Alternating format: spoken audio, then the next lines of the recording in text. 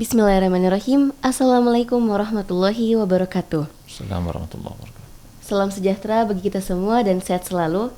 Selamat pagi teman-teman. Terima kasih buat Sobat Plum Corner yang selalu setia menanti video-video yang menarik dari channel kami.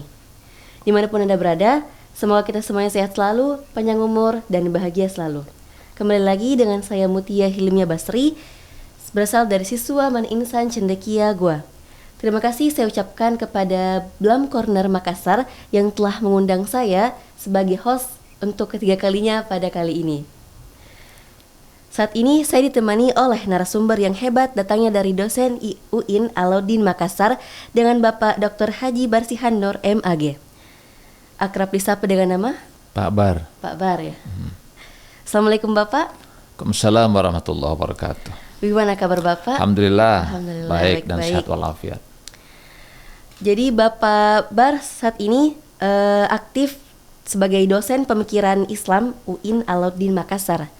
Beliau pernah S1 di IAIN Antasari Banjarmasin, jurusan pemikiran Islam, S2 di IAEN Alauddin Makassar, S3 di UIN Alauddin Makassar. Beliau juga pernah menempuh pendidikan di Sandwich Al-Azhar Kairo, Sandwich Non-Degree MPI Filipina, dan prestasi yang pertama alumni terbaik Dr. Wisudawan Alauddin tahun 2008, pendidik perdamaian dunia HWPR Korea Selatan, pernah juara 1 menyanyi di Fajar Group, pernah juga juara 1 tenis meja di UIN Alauddin Makassar. Hari ini Bapak kita berbicara tentang topik merawat keragaman meneguhkan kebangsaan. Dalam Quran Surah Al-Hujurat ayat 13, Allah menyatakan bahwa keragaman itu adalah ketetapannya. Maka dari itu, lahirlah kalimat komitmen kebangsaan. Apa yang dimaksud dengan komitmen kebangsaan itu, Pak? Assalamualaikum warahmatullahi wabarakatuh. Alhamdulillah, salatu wassalamu ala rasulillah, Nabiyina Muhammad ibn Abdillah wa ala alihi wassahabihi wa mawalah, amma ba'du. Terima kasih Nanda Mutia Hilmia. Dan juga terima kasih kepada para pemirsa yang setia mengikuti podcast Plum Corner pada kesempatan pagi ini. Terkait dengan komitmen kebangsaan yang ditanyakan oleh Nanda Mutia, bahwa kita sebagai anak bangsa memiliki kewajiban untuk memegang teguh komitmen kebangsaan ini. Komitmen bukan sekedar janji. Kalau janji itu promise. Tapi komitmen itu adalah sebuah janji yang kuat, yang kokoh, yang teguh untuk kita implementasikan.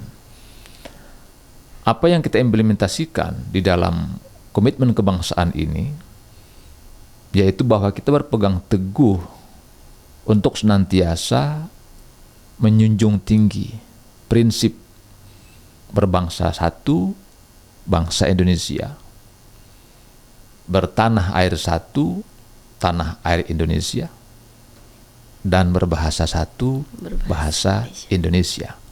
Jadi tidak ada tanah yang lain, tidak ada negara yang lain yang kita pikirkan untuk di Indonesia kecuali Negara Kesatuan Republik Indonesia. Itu yang pertama.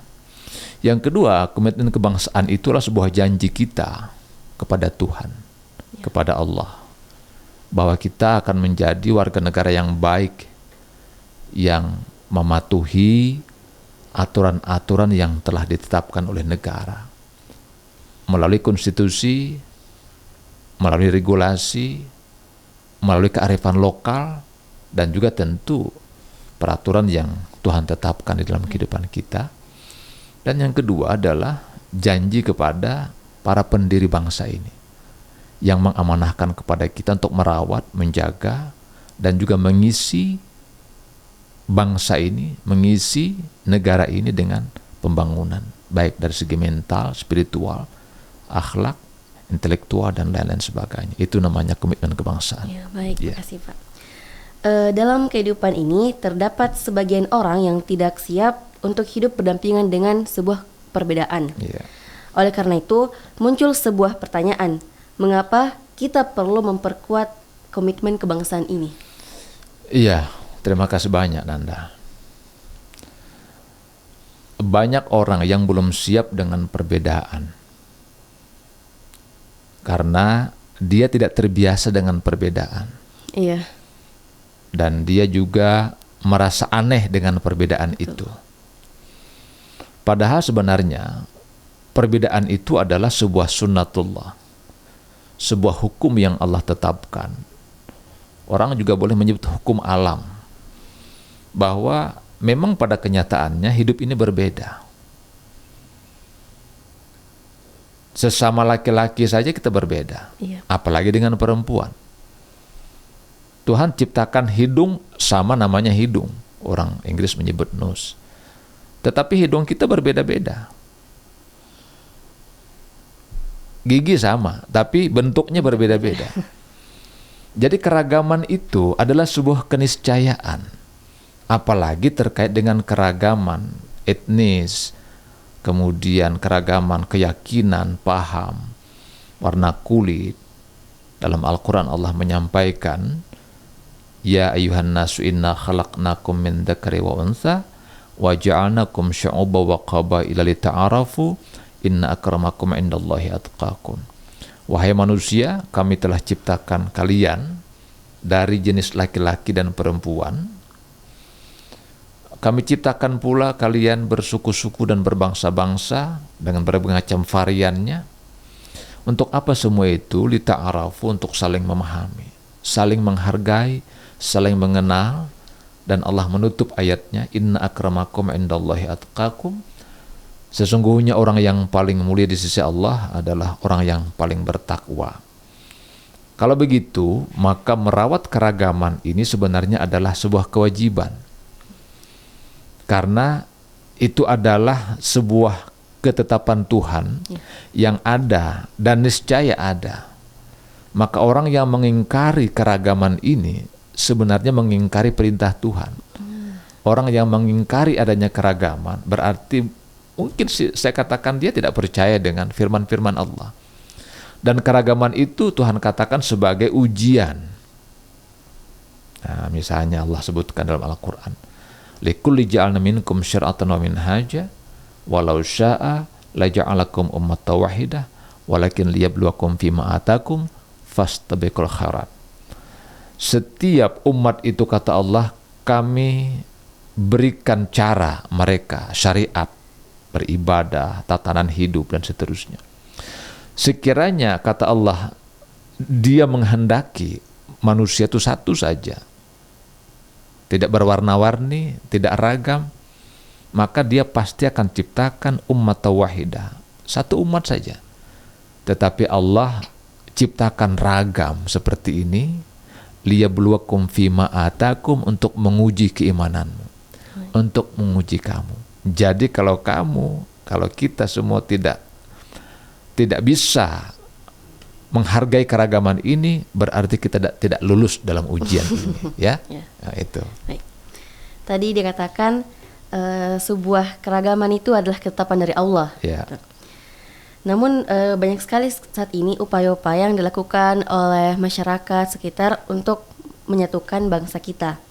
Apa saja kendala terbesar dalam merawat sebuah keragaman? Baik, terima kasih Nanda Mutia. Kendala yang terbesar yang dihadapi bangsa ini dalam merawat keragaman itu, yang pertama adalah satu, ya, rendahnya kesadaran teologis. Itu. Kesadaran teologis itu adalah sebuah kesadaran di mana kita memahami bahwa Allah sudah menyampaikan kepada kita bahwa kita ini ragam. Iya. Tapi banyak orang tidak sadar tentang kesadaran teologis ini. Sehingga ketika dia berbeda secara ideologi, berbeda secara keyakinan, berbeda secara paham, itu orang berkonflik. Iya. Anggaplah misalnya kita saja berdua misalnya,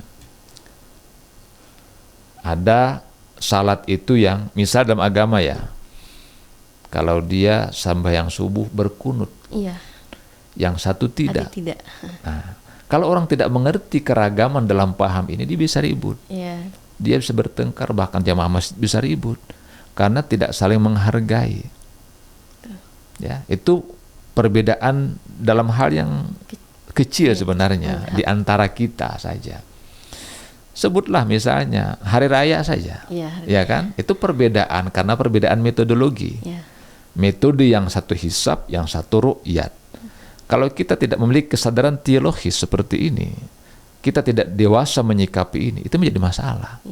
Tapi syukurnya dalam hal ini, dalam hal keragaman keragaman paham ini, bangsa ini sudah mulai dewasa. Makanya kita merayakan Idul Fitri, Idul Adha itu dengan penuh kegembiraan dan kedewasaan. Saling-saling masing-masing bahagia dengan harinya gitu ya. Ya, itu karena perbedaan metodologi atau metode. Nah, orang yang biasa tidak mau bersepakat dan menghargai itu karena ketidakpahaman tentang itu. Itu satu. Yang kedua, kenapa terjadi hal seperti ini? Kenapa merawat menyatukan perbedaan itu atau menghargai perbedaan itu agak sedikit rumit? Itu karena ego. Ada egosentrisme personal dan ada egosentrisme komunal namanya. Egosentrisme personal itu menyangkut masalah keyakinan saya dan keyakinan kamu. Menyangkut masalah harga diri saya dan harga diri kamu. Menyangkut masalah harga diri kelompok saya dan kelompok kamu misalnya. Jadi dua pemicu utamanya. Pertama adalah egosentrisme personal, yang kedua adalah egosentrisme komunal namanya. Jadi kelompok-kelompok tertentu ada yang tidak mau sepakat. Kelompok-kelompok tertentu ada yang menganggap mereka yang paling benar, yang lain salah. Etnis tertentu menganggap dia yang paling berhak, yang lain tidak. Paham tertentu mengatakan dia yang paling baik dan berhak masuk surga, yang lain keliru. Nah, ketika ini terjadi di masyarakat, maka muncullah konflik-konflik itu. Dan konflik itu kalau dibiarkan, dia akan membesar. Betul. Sampai dalam teori konflik yang saya pelajari di Filipina itu, konflik itu kalau sudah ada, dia bereskalasi. Dia akan memiliki butterfly effect istilahnya, yang itu kalau tidak diredam, dia akan terus berkembang. Dan ada saatnya dia akan meledak dalam satu entitas yang besar gitu. Ya, itu saya kira.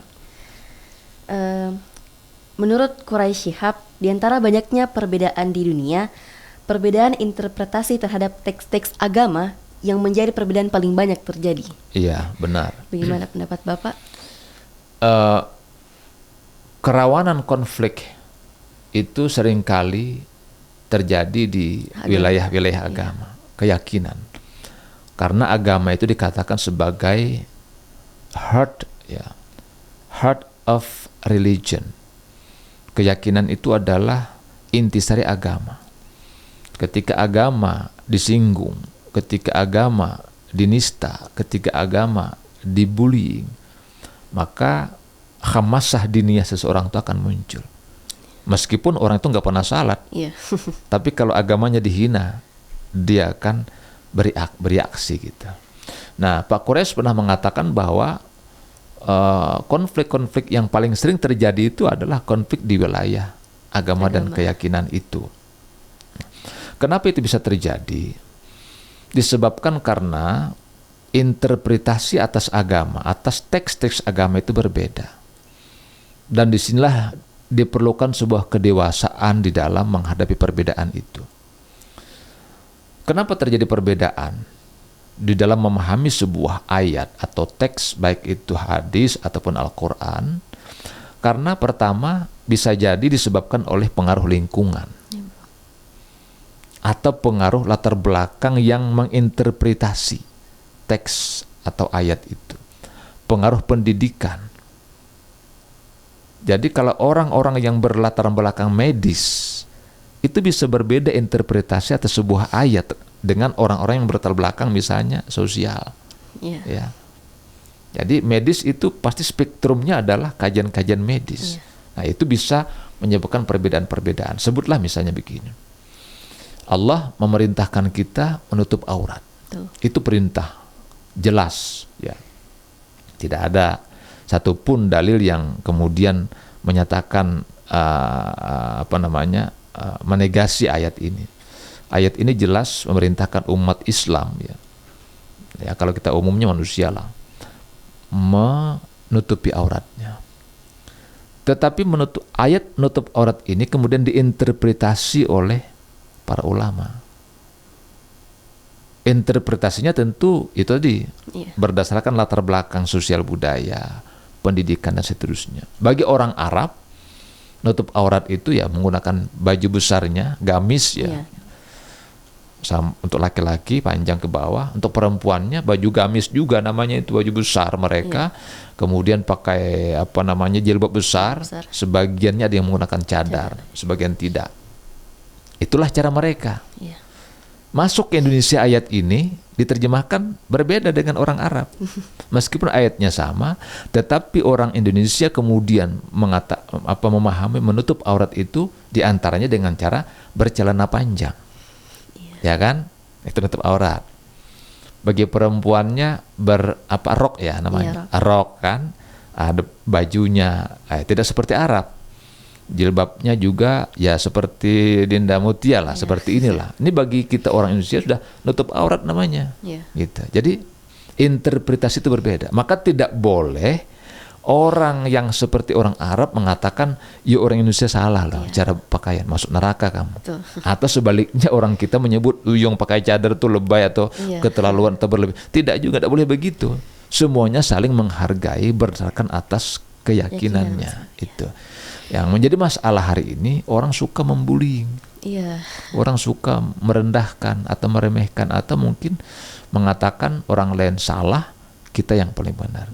Nah itu yang tidak boleh terjadi. Harus kita saling menghargai. Selama itu pada tataran istilahnya usuliyah, furu'iyah dan daruriyah. Yang penting bukan masalah usuliyahnya. Faktor-faktor apa saja yang dapat mempengaruhi komitmen kebangsaan seseorang? Ya, jadi yang pertama saya kira kita harus kembali ke pernyataan awal saya. Ketika kita bicara komitmen kebangsaan, berarti kita memiliki prinsip untuk berpegang teguh kepada bangsa Indonesia, berpegang teguh kepada tanah air Indonesia, dan berpegang teguh kepada bahasa, yaitu bahasa Indonesia. Faktor-faktor yang bisa mempengaruhi ini, yang pertama adalah hadirnya ideologi transnasional. Apa yang saya maksud dengan ideologi transnasional? Sebuah ideologi yang bisa mempengaruhi cara berpikir masyarakat, yang kemudian mengaburkan nilai-nilai kebangsaan, yang kemudian membuat jargon bahwa misalnya negara Indonesia ini adalah negara tagut misalnya ya, atau ini kafir misalnya. Lalu orang tertentu kan terpengaruh tuh, oh kafir ya kalau begitu. Lalu dia berpikir, kalau begitu janganlah pakai NKRI, cari yang lain gitu modelnya. Nah, ini ideologi-ideologi transnasional yang masuk dan merasuk ke dalam struktur masyarakat bisa berpengaruh. Itu satu ya. Yang kedua, kuatnya arus informasi melalui media sosial. Yang itu diundang atau tidak diundang, dia masuk ke dalam perangkat-perangkat kita hari ini. Yang sedikit banyak memberi pengaruh terhadap nilai-nilai kebangsaan kita. Memberi pengaruh terhadap nilai-nilai komitmen kita kepada ideologi negara. Itu yang kedua. Yang kedua ya. Kemudian yang ketiga, kenapa komitmen kebangsaan itu bisa melemah? Itu boleh jadi karena ada faktor tidak sesuainya antara harapan masyarakat dengan penyelenggaraan negara. Ya, misalnya masyarakat tuh ingin kita itu sejahtera, itu kan. Tapi kemudian perangkat-perangkat negara itu banyak yang korup. Ini misalnya korup, masyarakat kecewa. Loh kalau begitu untuk apa kita berbangsa? Untuk apa kita berideologi? Akhirnya dia mencari alternatif ideologi itu. Nah, ini juga menjadi catatan bagi penyelenggara negara agar memberi contoh yang baik kepada masyarakat agar kita bisa menjadi teladan yang akan mengokohkan komitmen masyarakat terhadap kebangsaan kita itu. Kira-kira Bapak, apa yang terjadi jika tidak ada semangat pada diri seseorang atau masyarakat dalam merajut sebuah kehidupan yang harmonis dan damai? Semangat di dalam bahasa sebuah lagu ya. Judulnya Hero. Semangat itu disebut dalam terminologi lagu ini sebagai pahlawan.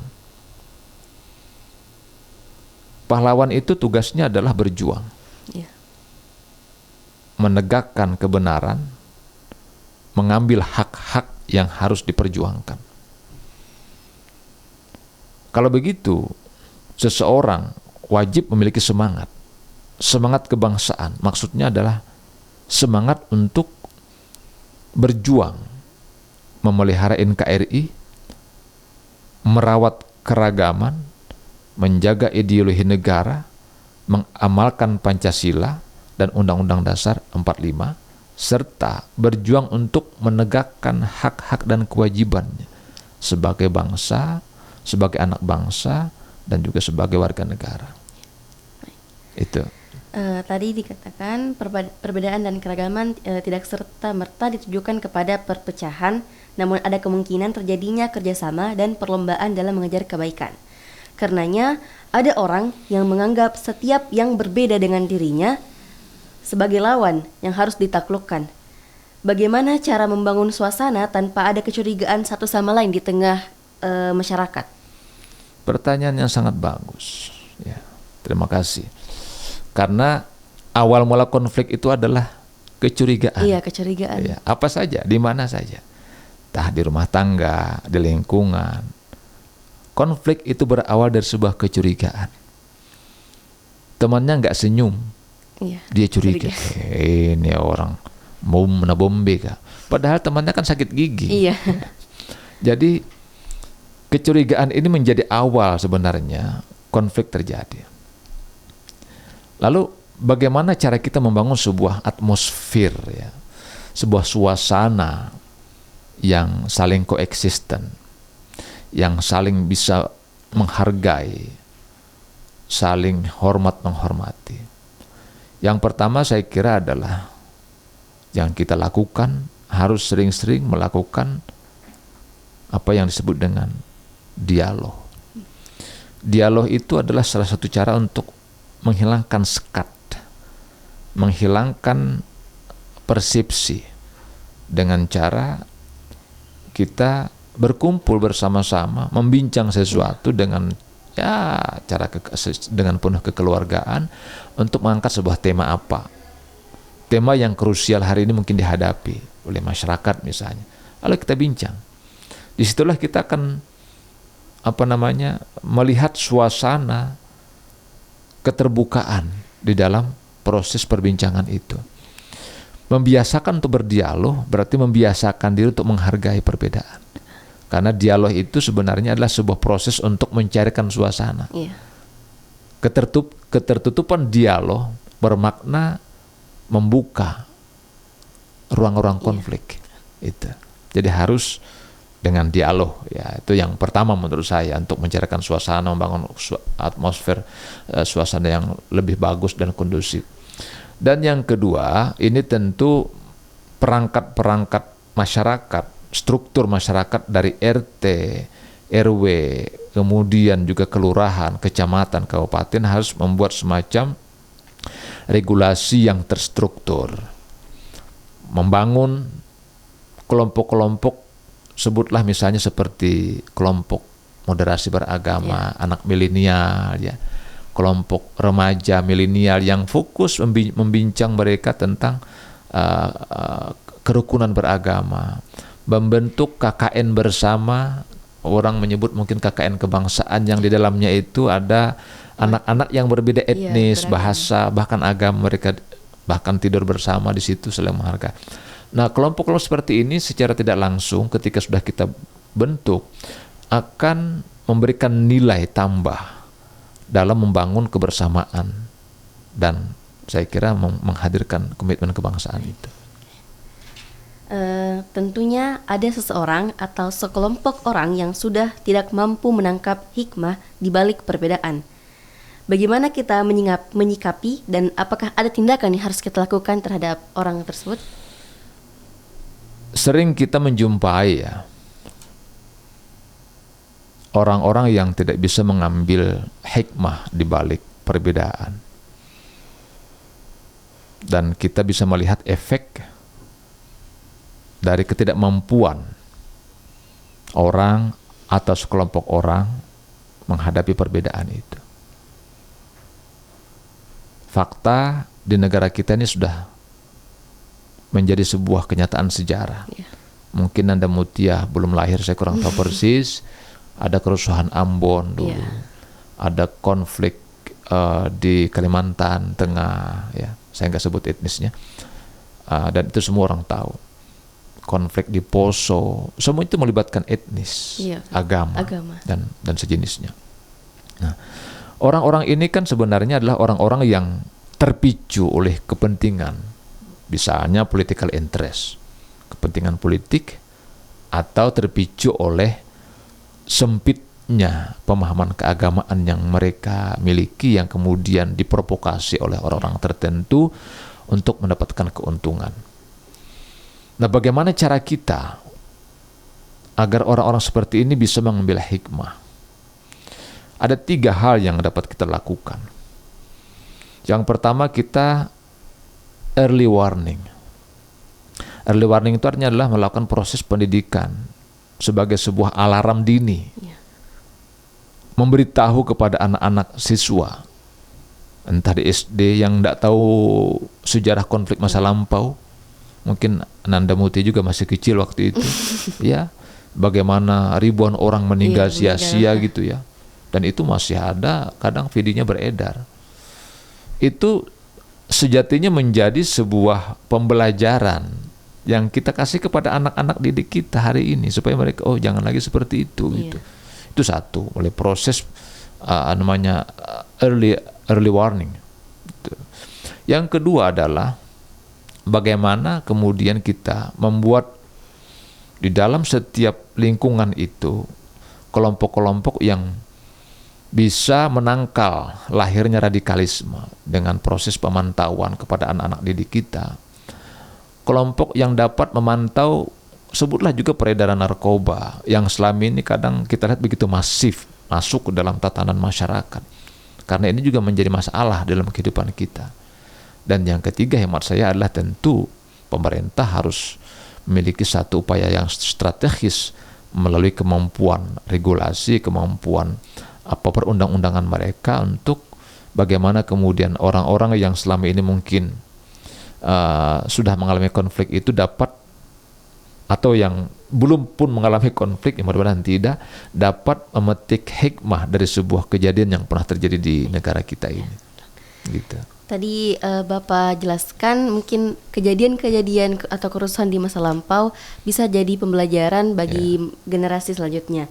Nah, sebagai generasi muda, kira-kira bagaimana peran mereka dalam memperkuat keberagaman dan komitmen kebangsaan sendiri? Ya, inna fi yadi syubban amral ummah wa fi iqdamiha hayatah. Itu Ali karramallahu wajhah berkata, sesungguhnya di tangan remaja, di tangan generasi muda, amral ummah, masalah keumatan, kebangsaan, kenegaraan ini akan diserahkan. Jadi orang tua itu suatu saat akan pergi selama-lamanya ya, termasuk saya apa segalanya selama-lamanya. Maka yang maju itu adalah anak-anak kita ini, seperti yang di Mutia, anak-anak remaja inilah, anak-anak milenial inilah. Wa fi iqdamiha hayataha, dan di tangan mereka hidup dan matinya umat ini kelak. Di tangan mereka lah hidup dan matinya bangsa atau negara ini, bahkan agama sekalipun. Lalu bagaimana langkah-langkah kita menyiapkan generasi ini? Yang pertama, kita harus belajar, ya istilahnya katakan tadi ta'arafu, belajar kepada bangsa-bangsa yang telah maju. Sepanjang pengetahuan saya, negara-negara yang maju itu umumnya adalah negara yang bebas konflik. Itu satu catatan bagi anak-anak milenial kita hari ini. Kalau ingin menjadi sebuah negara maju yang berperadaban, maka harus negaranya menjadi negara yang damai. Iya, damai. Tidak ada satu negara dimanapun di dunia ini yang maju bersamaan dengan konflik yang terjadi. Tidak ada. Suriah, konflik. Afghanistan, konflik. Libya, konflik. Irak, konflik. Tidak bisa maju dia. Itu satu. Jadi berikan sebuah kesadaran kepada milenial bahwa kalau you ingin maju deh seperti bangsa-bangsa Eropa hari ini, maka kita harus zero konflik. Ya, walaupun ada konflik kecil itu biasa lah. Ini maksudnya konflik yang besar ya, yang mau melibatkan banyak etnis, agama dan seterusnya. Itu yang pertama. Yang kedua, sejak hari ini, mulai hari ini, anak-anak milenial kita harus sadar akan pendidikan. Karena pendidikan ini adalah kunci untuk mencerdaskan spiritualitas, mencerdaskan emosional, dan juga mencerdaskan intelektualitas mereka. Tidak mungkin sebuah negara akan menjadi maju, berperadaban, ketika anak-anak mudanya kolaps, anak-anak mudanya diracuni oleh obat-obat terlarang, narkotika, dan sejenisnya. Tapi negara akan menjadi kokoh dan kuat ketika negara ini dihuni oleh banyak masyarakat, anak-anak generasi muda, milenial yang terdidik. Hari ini kita harus waspada. Terjadi penurunan semangat belajar disebabkan oleh adanya ruang-ruang pembelajaran di luar ruang sekolah. Yeah.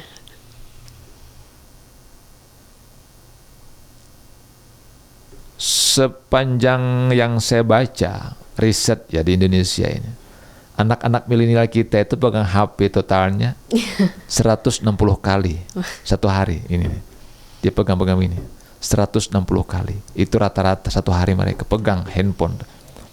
Kita tidak tahu berapa durasinya dia pegang. Yang jelas hitungan pegangannya itu rata-rata satu hari itu 160 kali. Buka, tutup lagi gitu. 160. Artinya kalau dia membaca sesuatu yang tidak bermanfaat, berapa banyak milenial kita ini yang menghabiskan waktu hanya untuk berinteraksi dengan sesuatu yang tidak bermanfaat. Nah, ini yang juga harus kita sadarkan ke masyarakat bahwa mereka, milenial ini, itu menjadi kelak garda terdepan sebagai pilar utama merawat kebangsaan ini, merawat keragaman ini, dan juga menjadi pemimpin di masa-masa mendatang. Itu yang kedua. Kemudian yang terakhir, tentu saya katakan tadi, peran tokoh-tokoh masyarakat. Entah itu orang tua, tokoh agama, tokoh budaya, untuk senantiasa mengontrol mereka, untuk senantiasa mengarahkan mereka dengan kearifan lokal dan nilai-nilai agama supaya anak-anak kita ini tidak menyimpang dari nilai yang telah ditetapkan oleh agama, moral sosial, dan juga moral budaya. Saya kira begitu. Baik, terima kasih banyak penjelasannya Pak. Mungkin statement yang bisa kita ambil dari penjelasan Pak Bar, perbedaan dan keragaman dalam pandangan Islam merupakan hukum alam yang memang merupakan kehendak Allah Subhanahu wa Ta'ala. Justru dengan perbedaan dan keragaman itu dimungkinkan adanya kerjasama dan perlombaan mengejar sebuah kebaikan. Hanya saja manusia terjebak dalam prasangka ketika melihat sebuah perbedaan. Padahal hikmah perbedaan laksana ikan yang berenang di air yang bening di balik batu karang yang keras dan tajam. Di satu sisi, ia menyimpan kesan kangkeran. Namun, di sisi lain, justru menimbulkan suasana keindahan yang amat menakjubkan. Sekian podcast hari ini. Jangan lupa like, comment, and share video ini. Nantikan video-video menarik lainnya dari kami. Sebelum ditutup, saya mau memberikan pantun kepada Sobat Blam Corner. Burung nuri terbang tinggi, terbang mengejar burung dara. Kita akhiri podcast kali ini. Semoga sehat dan bahagia. Assalamualaikum warahmatullahi wabarakatuh. Waalaikumsalam warahmatullahi wabarakatuh.